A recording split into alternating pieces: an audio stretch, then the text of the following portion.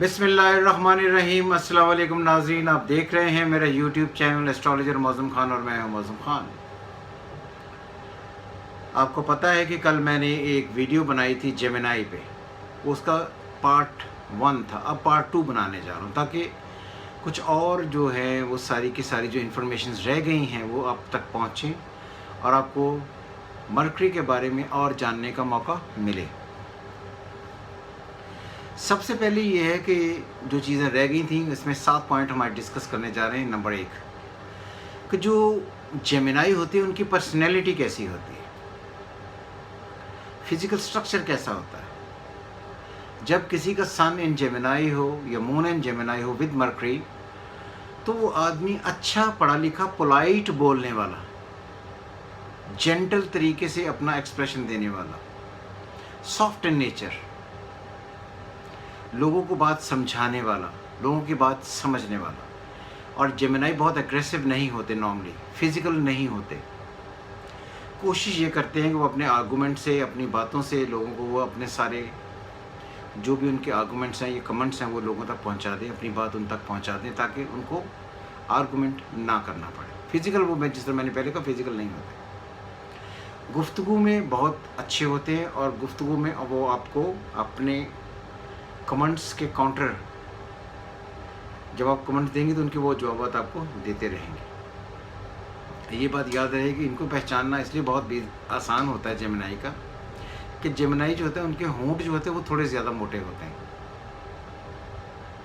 Height उनकी 5 feet 8 inches से above होती है। दूसरी बात सबसे ज़्यादा इम्पॉर्टेंट है कि अगर मरकरी जेमिनाई में हो और रेट्रोग्रेड हो रहा हो, ये बहुत इंटरेस्टिंग बात है, बहुत गौर से सुनने वाली बात है कि जब भी मरकरी अपने घर में हो और रेट्रोग्रेड हो रहा हो तो आदमी को एक्स्ट्रा इंटेलिजेंट बना देता है, जिसे कुछ लोग ये कहते हैं कि इवल जीनियस हो गया। यानी कि जीनियस तो वो बाय बर्थ ही था, रेट्रोग्रेशन की वजह से उसका माइंड थोड़ा और ज़्यादा एक्टिव होकर सोचता है, जिसकी वजह से हम उसे कहते हैं कि ये आदमी इवल जीनियस हो गया। समटाइम्स अगर जुपिटर की, इसकी मरकरी की पोजीशन बहुत ज़्यादा स्ट्रांग ना हो विद जुपिटर, तो आदमी झूठ बोलने, दूसरों को डिसीव करने, दगा देने, अपनी बात पर कायम ना रहने की तरफ इशारा करता है। मगर ये बात आप बहुत गौर से सुने कि जब भी आपने मरकरी को देखना है, मरकरी अपने घर में यानी कि इन जेमिनाई रेट्रोग्रेड है, तो आपने ये बात उस तक पहुंचा नहीं देनी, ये उसे कह नहीं देनी। इसके लिए आपको उसका मुंह देखना पड़ेगा कि उसकी मेंटल अप्रोच है क्या, वो सोचता किस तरह है, बातों को आगे किस तरह बढ़ाता है। इसलिए जब प्रैक्टिकल एस्ट्रोलॉजी की जाती है तो मरकरी जब रेट्रोग्रेड होता है तो बातें इस तरह नहीं कही जाती, क्योंकि मरकरी एक डिफरेंट इमॉर्टल प्लैनेट है। उसके साथ आपको सन का देखना कि इसकी अप्रोच क्या है, इसकी सोल किस तरह की है, क्या कहती है, और माइंड इसका किस तरह का है। ये सारी बातें मिलाकर फिर ये कहनी पड़ती। इसलिए मरकरी का रेट्रोग्रेड होना आदमी को एक्स्ट्रा इंटेलिजेंट बनाता है, लेकिन अगर मून मरा हुआ हो तो फिर वो इवल जीनियस होता है। इसलिए अगर किसी का मून पॉजिटिव है और मरकरी में अपने घर में होकर जेमिनाई में रेट्रोग्रेड, तो कोई बहुत परेशानी की बात नहीं है। आगे थर्ड, मरकरी के प्रोफेशंस क्या क्या होते हैं। Mercury never ever been the lord of business.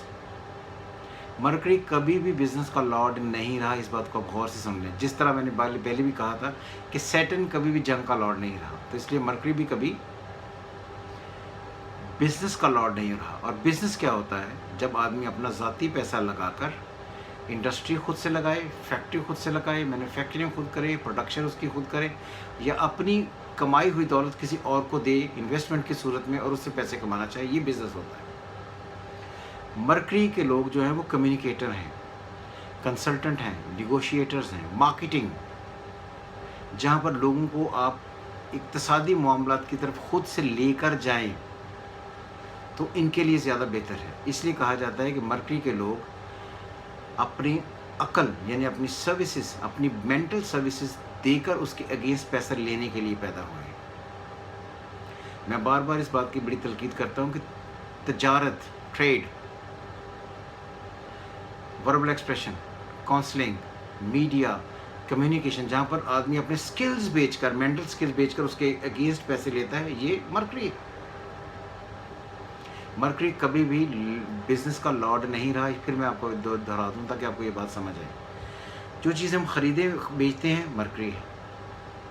हम किसी आदमी को अपनी सर्विसेज वर्बल सर्विसेज देकर उसको मनाते हैं मरकरी है। आप अपनी अकल या अपना एनालिसिस करके किसी को रिजल्ट्स देते हैं, उसके अगेंस्ट पैसे लेते हैं, ये सर्विसेज हैं। टीचिंग करते हैं, अपना स्किल्स बेचते हैं, उसके अगेंस्ट पैसे लेते हैं, मरकरी है। वर्बल एक्सप्रेशन से पैसे कमाते हैं, वो मरकरी। राइटर मरकरी है। इसलिए जो जो चीज़ें हाथ से लिखकर ये कम्युनिकेट करके बताई जाती हैं, ये सारी की सारी मरकरी है। तो इसलिए मरकरी को इस खास एंड पर देखना बहुत ज़्यादा ज़रूरी है। अब ये बात याद रहे कि मरकरी अच्छा है या बुरा है।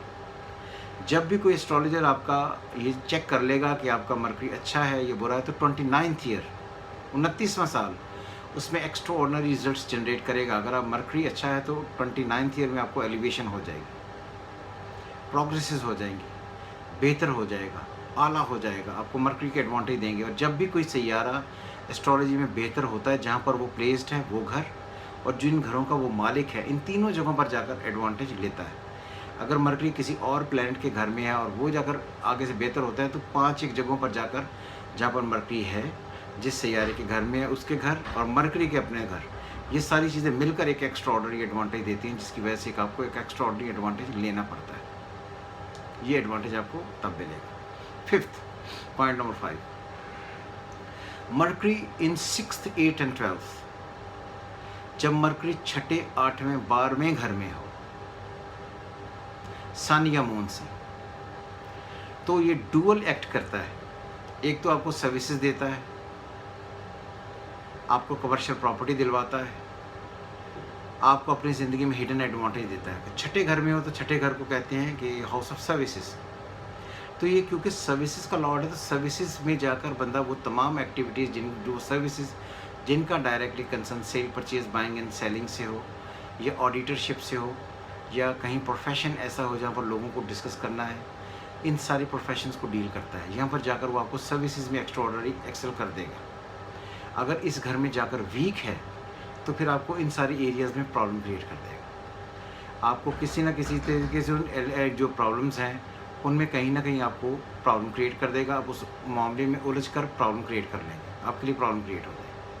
8वें में है, अच्छा बैठा हो तो आपको किसी न किसी एज पर कमर्शियल प्रॉपर्टी दिलवा देगा। कमर्शियल प्रॉपर्टी जब भी दिलवाता है तो हम उसे कहते हैं कि ऐसी प्रॉपर्टी जहाँ पर जाकर आपको ज़मीन मार्केटिंग, यानी कि जैसे मार्केट है, कोई प्लाजा है, कोई कमर्शियल प्रॉपर्टी है जहाँ से आपको रेंटल इनकम आता है, ये उसमें आपको बढ़ोतरी देता है। 12th हाउस कहीं ना कहीं हिडन एडवांटेज होता है। ये बात भी याद रही, जब मरकरी अपने घर में और 12वें घर में हो तो आदमी को ऐसा चांस ज़रूर लग सकता है कि जिसे हम लॉटरी कहते हैं या अनएक्सपेक्टेड गेंस कहते हैं, इसका एडवांटेज आपको हो सके।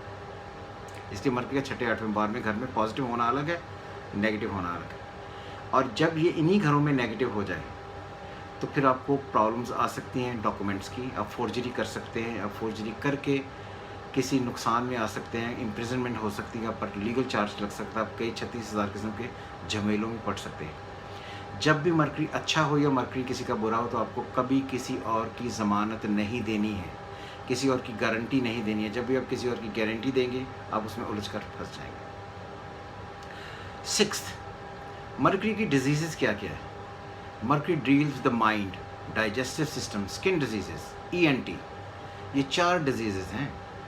सबसे पहले ये है कि मरकरी बजाते खुद वो तमाम बीमारियां लाता है जहाँ पर फोबियाज़ हैं, आपकी मेंटल एक्टिविटी आपकी डिस्टर्ब होती है, आपको भूलना शुरू हो जाता है, आपको बात समझ नहीं आती, बीच बीच में से आप गैप खाना शुरू करते हैं। स्किन की डिजीज़ आपको हो जाती हैं, जो फुलबेरी होती है जिसे ल्यूकोडर्मा कहते हैं, is directly related to the digestive system, जिसमें आपकी बॉडी इम्यूनिटी सिस्टम आपके अगेंस्ट ही काम करना शुरू करता है। ये प्रॉब्लम्स आती है। डाइजेस्टिव सिस्टम, मैदा हमेशा ख़राब रहता है। वर्गोस, क्योंकि वर्गो जब आप एरीज से गिनते हैं तो मैंने आपको पहले भी कहा था, एरीज, टॉरस, जेमिनी, कैंसर, ल्यू, वर्गो 6ठा बनता है।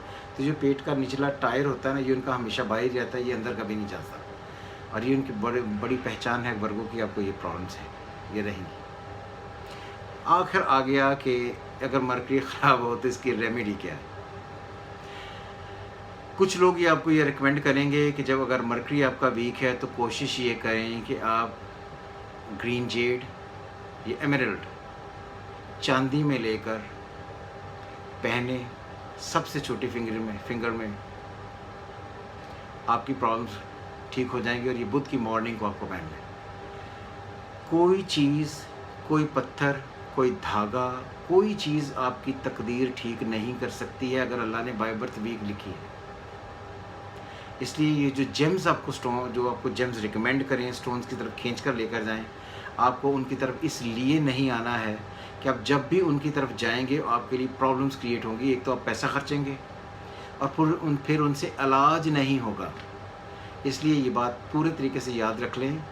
और एक बात फिर अपने ज़हन में रखें कि ला इलाहा इल्लल्लाह, अल्लाह के सिवा और कोई माबूद नहीं है।